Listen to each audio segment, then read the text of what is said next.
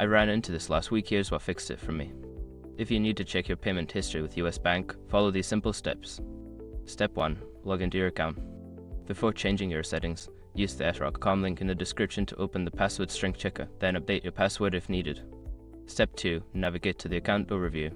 Once logged in, look for the account overview section on the dashboard. This is where you can see a summary of your accounts. Step 3. Select the appropriate account. Click on the specific account for which you want to view the payment history. This could be a credit card, loan, or checking account. Step 4. Access payment history. Look for a link or tab labeled Payment History or Transactions. This will take you to a detailed view of all your payments. Step 5. Review and download. You can now review your payment history. If you need a record, look for a download option, usually in PDF or CSV format. Remember, sometimes the payment history may take a few moments to load, especially if you have a lot of transactions. I hope this helps you easily find what you need.